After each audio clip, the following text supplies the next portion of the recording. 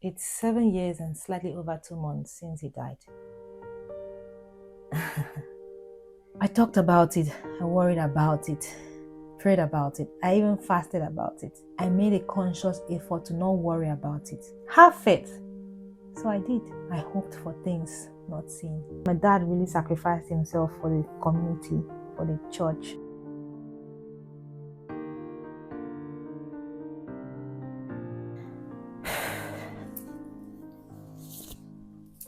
They say that someone is never truly gone until you stop remembering them. I think there is truth in this. When you left this earth, a great part of me went missing, but I think you left some of yourself behind for me to find. When you left this earth, I gathered your things and held them close. I closed my eyes, and for a moment, it felt like you were here with me again. When you left this earth, I went through my pictures. I studied your face harder than I ever have, and for a moment, those pictures brought you to life once more. When you left this earth, I found as many reasons as I could to talk about you.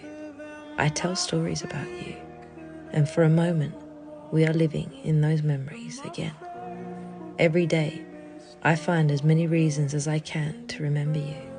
I find as many reasons as I can to not let the rest of you leave this earth. And every day it brings me peace to know that as long as I remember you, a part of you will always be here. It's 7 years since we buried my father. And I think that's when it really hit me that I'm not going to see him again. It's 7 years and slightly over 2 months since he died. Yeah, time really flies. And I don't think I've really talked about it in the way that I would have loved to. So I don't know if doing this video is the best way to do it, but I don't really know a lot of things these days. Yeah. My father, Professor, Elder Professor, Engineer Oworegbo Esien, was such a jolly good fellow. I think all of us have a little bit of him. Well, obviously, duh, we're his children. And yeah, I feel like he always wanted the best for his family. And he always strived to make sure that we had everything that we needed. Him and my mom. I remember growing up, honestly, I used to feel like we were, in this today's time, Otedola, Dangote's level. There is nothing that was raining for kids that we did not have. If you don't have it immediately, we shall have it in that year. Clothes, because what do kids really want apart from vain things, And then, obviously, your parents, love and care. But in terms of material things, the latest clothes we had it, shoes, those plastic shoes we had it. Even when phones came out, well, we didn't have it initially because SIM cards were very expensive, but we ended up having a laptop, we had it. We had everything. So I can't really say there's nothing that they did not provide. The first airplane, it was my parents that made me go. My first trip out of Akwa Ibom, my parents. So most of my first were really from my parents. I still have a lot of firsts in this my old age. But yeah, my dad was a very good man. And I think if he were to be alive today, I would have really enjoyed his company. He was my mentor. He was my guiding light. He was someone I relied with, especially during my academics. If I needed someone to review my paper, I didn't lack because I know that my dad will review it. Anything that had to do with my research and academic life, I always had my dad. If they needed reference, I know that my dad is one. I just need to find a second person. So when that happened, yeah, it hit us. It hit us a lot. My dad died 7 years and slightly over 2 months ago.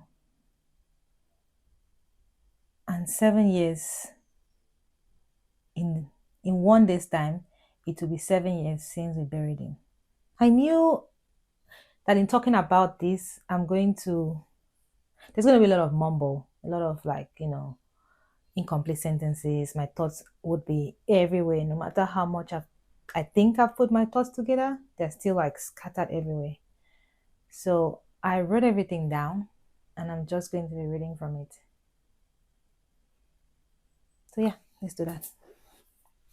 I felt it in my very being, in my soul, in my dreams. My thoughts were overshadowed. Something is wrong with my dad. And this may be his last days. And in our usual manner, like God forbid, me that just came to New Zealand 1 month and I have plans to bring him to this New Zealand, him and Momsy, travel the world with him. Because I know that this New Zealand is it. I have to make it.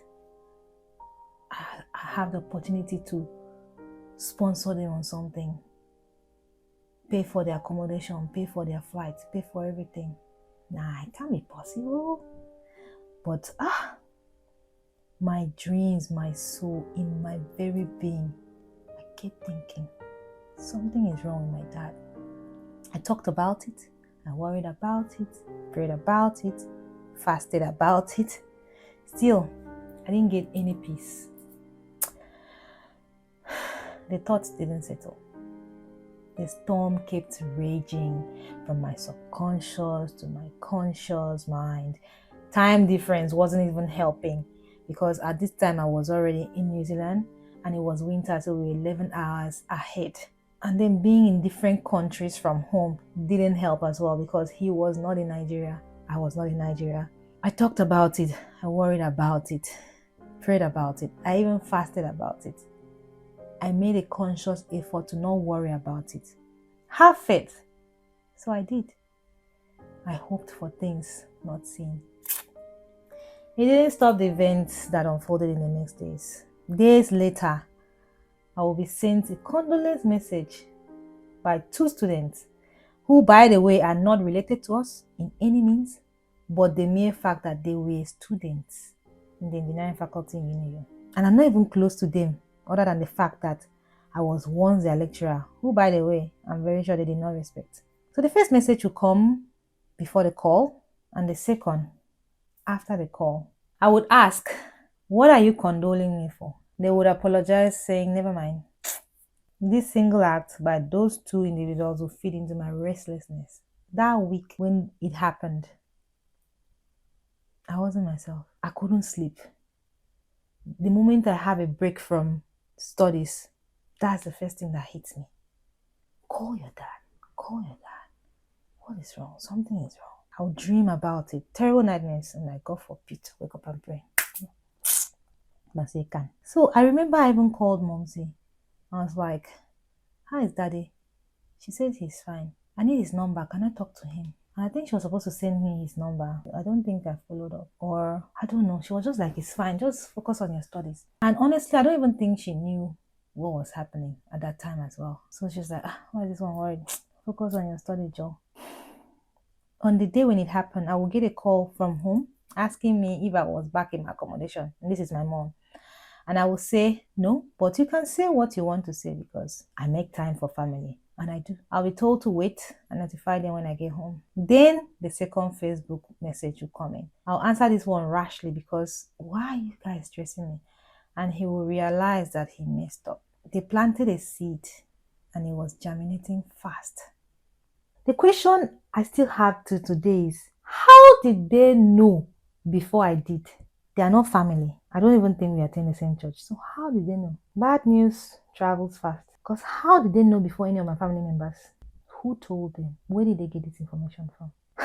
As a seasoned overthinker, I will be playing different scenarios in my head as I walk briskly home. Because when I was told, when you get home, let me know, I was like, hello, we are going home now. I packed up everything because already my head was full. The whole week I was thinking. Packed up all my things.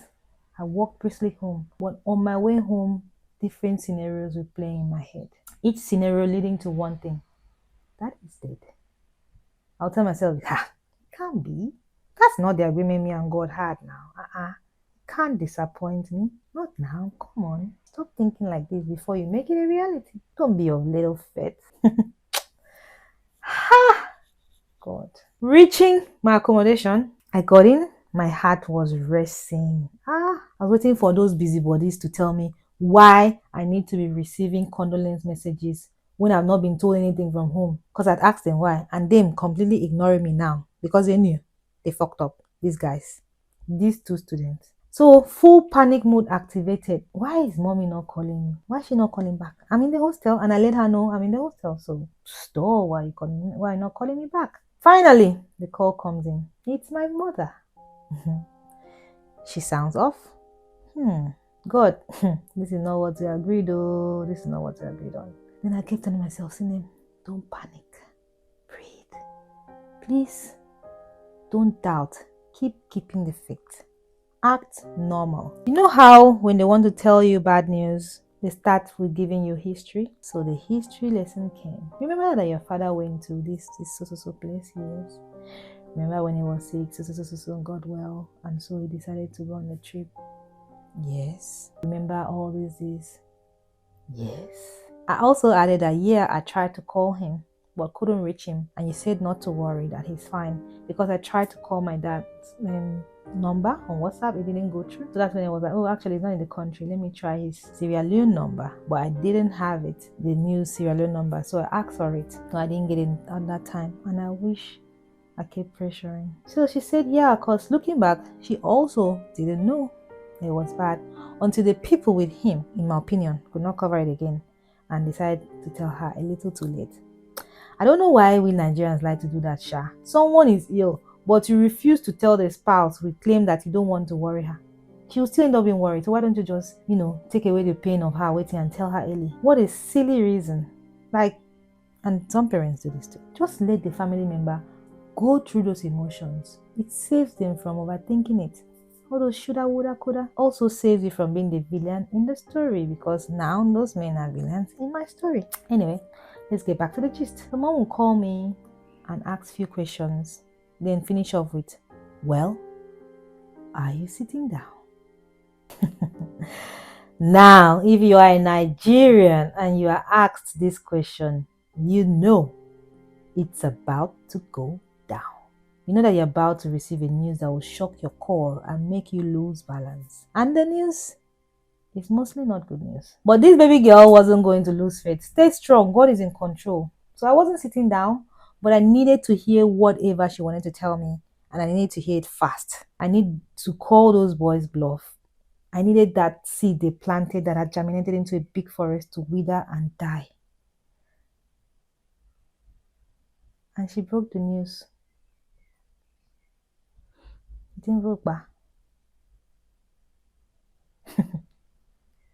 Honestly, if my memory serves me right, I was like, Abudi,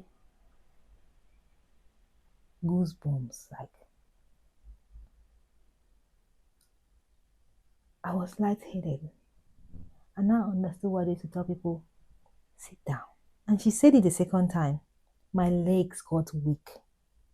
For a second, I couldn't see. Honestly, for a split second, I couldn't see. I found myself holding onto the wall to sit on my bed. Like, literally, like, that was the last time I cried that much. And I've cried since then. I felt all the emotions. I was irate. One of the first few thoughts I remembered was, my fasting was a waste then. God forgive me. But that was the first thought, among the first few thoughts that came to my mind, because I fasted. I was not even thinking, Abby, did I fast wrong? Get. I felt that I've been let down by the one person I believed would never let me down. Then I felt disappointed in myself for not believing my intuition. My intuition, I have that thing is really good. It's strong. Now, if I felt like if I was proactive enough, I could have called my dad, Sierra Leone's number, and called him. I could have made the effort. Maybe he could have been alive if I'd stayed out of it. Maybe my praying and fasting ruined everything. God forgive me, please. But I thought that maybe God was angry with me, honestly. I pitied my mom. All this thing happened all in that short while. What is she going to do now alone? And I felt that she was trying to deliver the news as softly and subtly as possible, But there is nothing soft about hearing that your dad is gone forever. There's nothing soft about that. However, she's the one who will feel the impact the most. She's now without her man. And then an immense sadness fell on me. I can't even describe the sadness. It was more than depression. But it wasn't depression. It was just this very intense sadness. Then I replayed the whole week again in my head. All this happened in a period of less than 10 minutes. I wailed. I cried. Then my mom had to give me time. She was worried. I'm here all alone. This was a month and 2 weeks since I arrived in New Zealand. So I was very fresh. I didn't know anybody apart from my supervisor, who I didn't really class as someone I knew then because he's my supervisor. I don't know his soul. Like, not even one soul. I did not know anybody. It's been barely 2 months since arriving in this land of the long white clouds. She was worried sick. She tried to lift my spirit. I didn't want my spirit to be lifted. I wanted it to be down where it was. All through the week, I've been keeping it afloat, cheering myself up. It can't be possible. It's not happening. You're overthinking too much. Yet the result was the same. So what is the use of my spirit being lifted? Let it crash there. So my mom reminded me of the Bible verse, which said that we cry, but we don't cry as one who's lost all hope. And that's when something in me clicked. That woman lost her husband. So between me and you, or maybe between me and her, who should be crying the most? My friend, will you relax? So that's how I stopped. Then she ended the call. Honestly, my cousins called me, family called me a lot that period, and I'm super grateful for them. Everybody was worried because it was just me. I say not even Adam. I didn't know his soul. Now a different wave of emotions came. It was a roller coaster. Like, waves of emotion will come. Anger will come, subside. Disappointment will come, subside. Sometimes sadness will come with misery. I cried though. I cried. I needed to speak with more of my siblings, but the time difference. I cried again. I just felt like I should be there. So my mom called back. We talked. I remember she asked me if I had made friends. I said no, because it's hard to make friends, adult friends. I mean, it's hard to make friends at this stage. Even till now, I still struggle to make friends. I don't have a lot of friends. Normally, I'm someone who likes to have a lot of friends. She asked me, what about church? Have you been to church? At that time, I just found a church. So I was still relatively new. And I'm not the type that likes to bore people with my issues, no matter how bad it is. Even my friends, I don't want to stress you, which is actually not good. But anyway. So I didn't know much people, and I didn't have their numbers except our minister's number. She said, call him. I was like, this is late. She said, call him. After this call him. Tell him what happened. And if it's the same church like we have back home, then someone will come through. She said she'll end the call and call me back to know if I called him. So I called him, told him everything. He consoled me and asked if I want them to come over because, people grieve differently. I said I don't know, because truly I didn't know what I wanted at that point. So my mom called to confirm that I'd called him, and I relayed the news to him, and she said, go. You shouldn't be alone now. But all I really wanted to do was cry. So my minister and his wife, Linda, came around and took me for a drive. They asked if I'd eaten. I said no. I remember we were about driving past Wendy's, but I wasn't keen on food then. I lost appetite. I was zoned out. No feelings whatsoever. You could punch me and I would not feel it. It was that bad. We kept driving, then went to church, and they made tea for me. At that point, I was not feeling bad. These people are trying their best to lift my spirit. Why am I just saying no, no, no to everything? Because I was saying no to everything. So I felt bad because I noticed that they're doing everything to make me feel better, even if it's a little better. And so I had the tea. I'm sure they wouldn't have had any issues if I had said no, Sha. But it turns out that I actually needed that tea though. So we sat there in silence. Then they prayed for me and they dropped me back to the hostel. My accommodation. This is 55 Simon Street in Auckland. They'll check on me throughout this period. In short, the whole church will check on me throughout this period. That's when I know that I'm in the right place. They took very good care of me. That's generally how we are in the Church of Christ. Everywhere you go, we are one family. So when they dropped me back in my accommodation. I resumed my tears and slept. From there onwards, I didn't feel anything again. I didn't care much for anybody, honestly. I was just like, you want to do this? You want to do that? Whatever you want to do, please yourself. Don't stress me. Till now, I think, well, now I've gotten a little bit mushy and I don't like it. They are mushy in my feelings. Not good. But I noticed, and my friends pointed this out, that when my friend tells me someone dies, I just tell her, yeah, they'll be all right. Like, oh, this so and so person's father died. Oh, yeah, they'll be fine. And at first, she was shocked, like, who is this person? But after a while, I think she's come around. And also, I think I've mellowed too. So that passed, and I did everything but deal with it. And it came to the part that they started the funeral arrangement. And my mom was like, oh, no, don't worry. You're already there. It's far away. You don't worry about coming for the funeral. I was like, huh? Nah. If I don't come for that funeral, that's it. The person I'm going to turn to, even if people will not believe.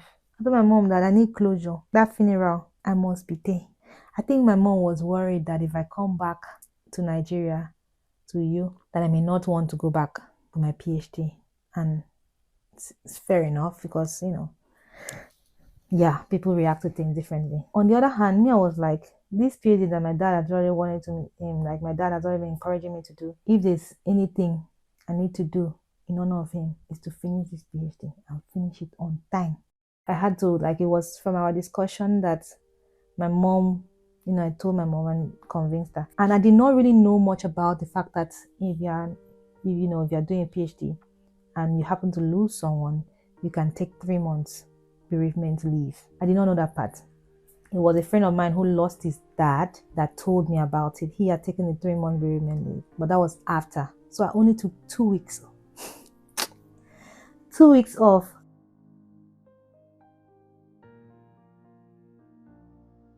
I would say thankfully, but also sorry for the country. That time, Qatar were having issues with Saudi Arabia because they were accused of something.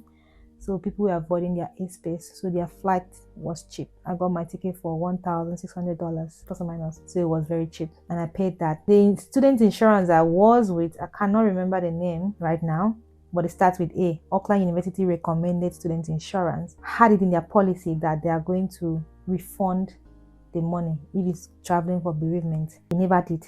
He did everything not to refund the money. They found every excuse under this planet Earth not to refund that money. Well, actually, it was $1,600. At that time, the exchange rate was $250. Not now the exchange rate is $1,000. I went for the funeral, but it was a very funny feeling because on the one hand, I'd been away from the country since July, and this was November.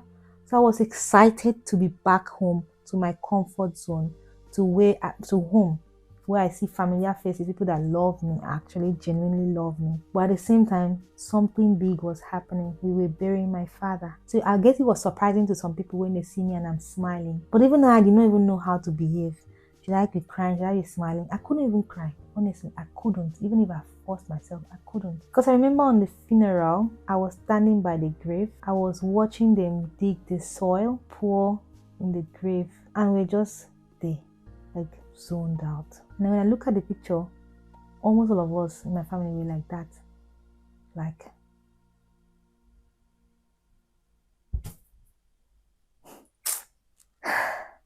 so when I arrived, the first thing I wanted to do was to see my father's body. But, preparations and all that. So I really wanted to see my father's body, but I couldn't go because they don't just show you anybody's corpse like that. It's only one person needed until they see that person before they can give access to others. The others have to be with that person.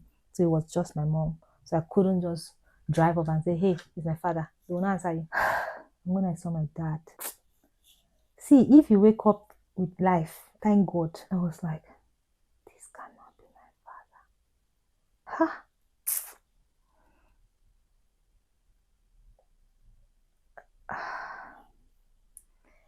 Anyway, and I wanted to go back again. Honestly, left for me, I would have been going back every day. But my mom is like, we have things to do. He's gone, is gone.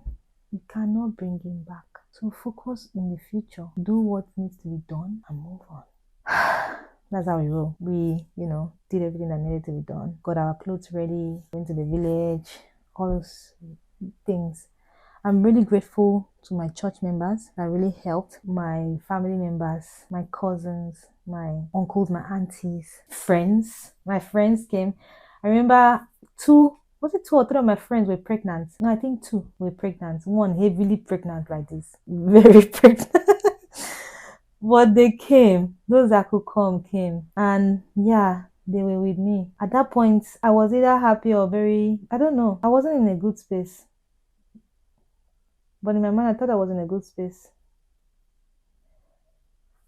Anyway, the funeral happened. The turnout I was shocked because my dad doesn't really have friends. Growing up, we didn't really see many people come visit him, except for some of his, people that he grew up with and my uncles and church. But when the church members come, it's for church discussion. So I didn't really see anybody I can say, that's my father's bestie or that's my father's close friend. I could count for my mom, but for my dad, nah, but the turnout was amazing. And that's when I really understood because my dad really sacrificed himself for the community, for the church, for even in his workplace. He really sacrificed himself. Like always stressing, always, whatever they want him, he tries as much as he can to be there. And we'll just be like, Daddy, you know everything that you go now. But now, look at us doing exactly the same thing. What am I? I'm a local rep for IKME, New Zealand. So social secretary. I'm doing YouTube to help you guys come to New Zealand. Yeah, I'm just busy. I don't ever think you get over grief. I don't think anyone gets over grief. It comes to you in ways. I know that all of us, he does differently, but I think my brother got it worse. I think so. Because when I learned what happened, I was like, nah, you had it worse. And I was like, wow, there is so much to unpack there. I'll leave that story for him to tell. Yeah. If I were in his shoes, I don't know how I would have taken it. But I still thank God for keeping us till today. 7 years, we're still going strong. Of course, we have our days and it changed the dynamic, it changed everything, It affected our life. We lost our father. My mom lost her husband. So definitely a part of us is missing. So sometimes it's a little crazy. It's good crazy though. Grief changes you. 7 years later, I still think about it and I feel sad. Honestly, if I want to talk about that whole event, I think we would need more than 24 hours. There's so much to unpack there. But all I know is that my dad died. And it's 7 years now since we laid him to the ground and returned him to dust. From dust he came, from dust he returned.